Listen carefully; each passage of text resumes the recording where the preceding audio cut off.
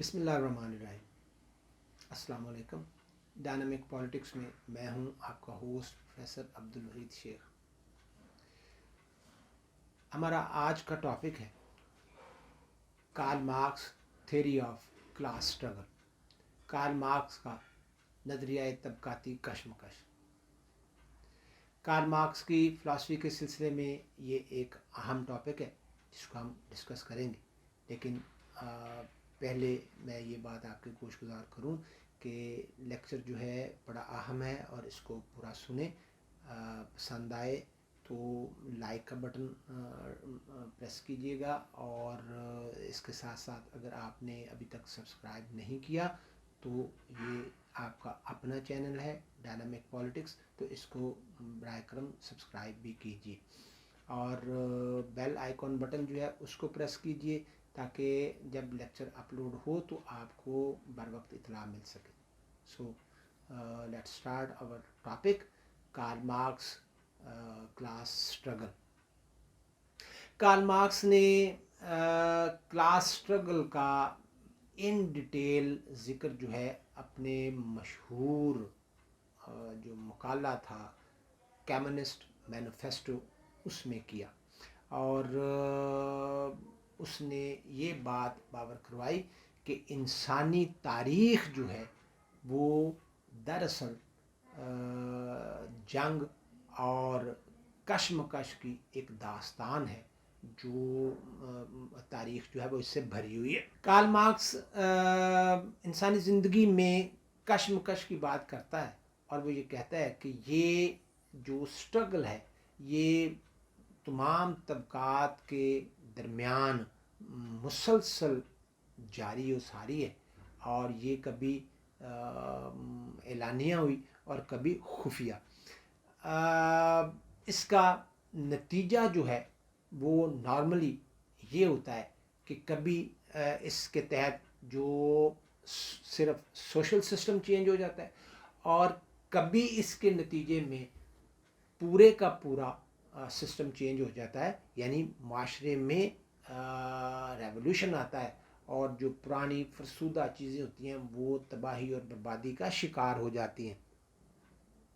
वो इस सिलसिले में तारीख़ में से मुख्तलिफ एग्जाम्पल्स जो है वो देता है। वो कदीम जो रोमन सोसाइटी थी उसकी बात करता है, और उसमें ये कहता है कि वो उस दौर के जो उमरा थे वो जो ग़ुलाम थे उन पर बड़ा बेरहमाना और बहिमाना मुज़ालिम करते थे, और फिर दूसरी तरफ वो अहद वस्ता के जो जागीरदार थे उन्होंने जो किसानों पर जुल्म रवा रखा उसकी बात भी वो करता है। और इसके साथ साथ वो ये कहता है कि जदीद दौर में यानी जो मॉडर्न एरा था उसमें जो ताजर थे उन्होंने सनत व हिरफत के नाम पर मज़दूरों पर जुल्म के पहाड़ ढाए, और फिर उसके बाद जब सनती इनकलाब का जो इंडस्ट्रियल रेवोल्यूशन था वो जब हुआ तो उसके नतीजे में जो सरमायादार था उसने मज़दूर के हकूक़ जो हैं वो गस्ब किए, उनको एक्सप्लॉइट किया और उनको उन पर जुल्म सितम के पहाड़ जो हैं वो ढाए और उनका हर तरह से इस्तेसाल किया। इससे जदीद दौर में एक नई क्लास स्ट्रगल का आगाज़ हुआ और जिसने तमाम मज़दूरों को मुतहद कर दिया। मार्क्स के ख़्याल में जो प्रोडक्टिव फोर्सेस हैं उनमें जब तोसी होती है तो इसके नतीजे में नए असूल ज़ाब्ते जन्म लेते हैं और पुराने इदारे असूल ज़ाब्ते वो सब ख़त्म हो जाते हैं। इस तरह से माशरे में एक अदम इत्मीनान की कैफियत होती है, एक बेचैनी जो है पैदा होती है और सूरत हाल वादे नहीं हो पाती, क्योंकि जो हुक्मरान बुर्जुआई तबका होता है वो जो लोअर क्लास है जिसको कार्ल मार्क्स प्रोलेटरिएट्स कहता है वो उनको उसके हकूक़ से महरूम रखता है और वो पुराने इदारों में तब्दीली का मुखालफत करता है। वो पुराने इदारे जो काम कर रहे होते हैं जिनके तहत इस्तेसाल किया जाता है वो नए असूल ज़ाब्ते जो हैं, नए कवानीन जो हैं, नए इदारे जो हैं वो उनको نہیں لانے دیتے، وہ اس میں وہ چونکہ وہ ان کے مفادات کے خلاف ہوتے ہیں، تو اس لیے وہ پرانے اداروں میں تبدیلی کی مخالفت کرتے ہیں. اس سے جو ہے ان کے درمیان، یعنی دونوں کلاسز کے درمیان، بورژوائی اور پرولیٹریٹس کے درمیان ایک تصادم کی شکل اختیار کر جاتا ہے. مارکس کے خیال میں معاشرے میں جو تمام طبقات ہیں، خاص طور پر یہ ان دونوں کی بہت اہمیت ہے، وہ دونوں بہت اہم ہیں. جب کلاس اسٹرگل کا آغاز ہوتا ہے، یعنی کارل مارکس کے خیال کلاس اسٹرگل کا آغاز جو ہے وہ قبائلی معاشرے سے ہی ہو چکا تھا. یعنی قبائلی نظام جب ختم ہوا تو یہ اپنے عروج پر تھا. دراصل طبقاتی تصادم کی وجہ سے ہی انسانیت نے جو ترقی کے مدارج تھے، یعنی سٹیجز جو تھیں، وہ آہستہ آہستہ طے کیں، اور یہ ڈیولپمنٹس جو ہیں with the passage of time یہ وقوع پذیر ہوتی رہیں. کارل مارکس کے نزدیک پیداوار کا جو ہر نظام ہے، جو سسٹم آف پروڈکشن ہے، وہ دو جو مختلف طبقات ہیں، جس میں امراء اور غلام کہہ لیجئے، یا کسان، جاگیردار اور کسان کہہ لیجئے، مالک اور مزدور کہہ لیجئے، جاگیردار اور کسان کے بارے میں بھی ہم کہہ سکتے ہیں کہ وہ سب کے درمیان جو ایک تعلق تھا، اس نے یہ ایک طبقاتی کشمکش جو ہے وہ پیدا کی. کیونکہ جو بالائی طبقہ ہے، بورژوا کلاس، وہ تمام جو سسٹم آف پروڈکشن ہے، جو تمام سورسز آف پروڈکشن ہے، ان پر قابض ہو کر محنت کشوں کا، یعنی کسان ہو، مزدور ہو، جو بھی لوگ ہیں جو محنت کش ہیں، ان کا استحصال کرتے ہیں. ان کو ان کا جائز حق معاوضہ جو ہے وہ نہیں دیا جاتا. اور جب مزدور جب اپنی محنت پوری دل جمعی سے، لگن سے، محنت سے کرتا ہے، تو پھر اس محنت کش کو جب اس کا معاوضہ نہیں ملتا، اس کا حق نہیں ملتا، تو پھر کشمکش شروع ہوتی ہے. اور یہ کشمکش جو ہے یہ ایک ناگزیر تصادم کا باعث بنتی ہے. کارل مارکس کے خیال میں یہ دور جو ہے، جدید دور، یہ فیصلہ کن جنگ کا دور ہے، جو بورژوا کلاس اور پرولیٹریٹس کلاس کے درمیان ہوگی. اور یہ ایکچولی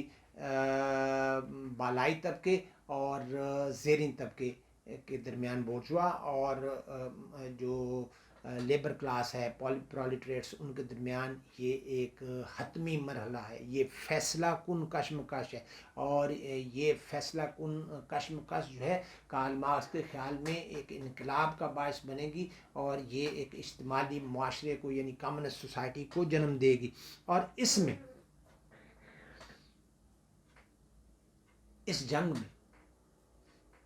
جنگ میں پہلے کارل مارکس کے مطابق اس جنگ میں پہلے صرف عام مزدور تھا، لیکن اب تمام مزدور جو ہیں وہ اس میں اکٹھے ہو گئے ہیں، متحد ہو گئے ہیں. وہ اپنے حقوق کو حاصل کرنے کے لیے اکٹھے ہو کر انہوں نے بورژوا کلاس کے خلاف اعلان جنگ کر دیا ہے. کیونکہ بورژوا ان کے خیال میں، یعنی لیبر کلاس کے مزدوروں کے خیال میں، ان کے خیال میں کہ بورژوا کلاس جو ہے وہ ان کے حقوق کو غصب کرتی ہے، ان کا خون چوستی ہیں، ان کو ان کی محنت کا مناسب صلہ معاوضہ نہیں دیتے، سارا منافع خود رکھ لیتے ہیں اور ان کا استحصال کرتے ہیں. چنانچہ وہ اس استحصال کا بدلہ لینے کے لیے اب وہ متحد ہو گئے، اپنے حقوق کی حفاظت کے لیے اس بورژوا کلاس کے خلاف وہ متحد ہو گئے ہیں. اور اب وہ متحد ہو کر ایک فیصلہ کن جنگ کا آغاز کریں گے، جس میں آخری فتح جو ہے وہ اس لیبر کلاس کی ہوگی. جو یہ جنگ جو ہے وہ بورژوا کے خلاف ہے، اور یہ جنگ ہر صورت جو ہے وہ پرولیٹریٹس جیتیں گے. کارل مارکس کے خیال کے مطابق جو کیپٹلسٹ اکنامک سسٹم ہے وہ دو کلاسز پر مشتمل ہے، دو طبقات پر مشتمل ہے. ایک ہیوز ہیں اور دوسرا ہیو ناٹس. اور ہیوز جو ہیں، جو جس میں سرمایہ دار ہے، صنعت کار ہے، جاگیردار ہے، وہ دراصل مستقل طور پر ہیو ناٹس جو ہیں، جو پسا ہوا طبقہ ہے، جو غریب مزدور طبقہ ہے، اس کا استحصال کرتا ہے، کیونکہ یہ بے بس ہے، نادار ہے، مجبور ہے، مفلس ہے، اور ان کی ایک مجبوری یہ بھی ہے کہ انہوں نے کام بھی اسی کلاس کے ساتھ کرنا ہے، تو یہ ان کا استحصال کرنے سے باز نہیں آتے۔ یہ اس مزدور طبقے کی مجبوری ہے کہ وہ سرمایہ دار، اسی سرمایہ دار کے ساتھ کام کرتا ہے، لیکن سرمایہ دار اس کے حقوق غصب کرنے سے باز نہیں آتا، اور مزدور بھی ان تمام معاملات کو دیکھتے ہوئے اسی سرمایہ دار کے ہاتھوں پستا چلا جاتا ہے۔ لیکن کارل مارکس کا خیال یہ ہے کہ اگرچہ اس سے ایک احساس محرومی پیدا ہوتا ہے، نفرت جنم لیتی ہے، کشمکش پیدا ہوتی ہے، جو کہ ایک ناگزیر تصادم کا باعث بنتی ہے، تصادم کا راستہ ہموار ہوتی ہے، اور مزدور کو جب بھی موقع ملا وہ اس سرمایہ دار کے خلاف اٹھ کھڑا ہوگا۔ وہ پہلے عام مزدور تھے، اب متحد ہو کر اٹھ کھڑے ہوں گے، اور یہ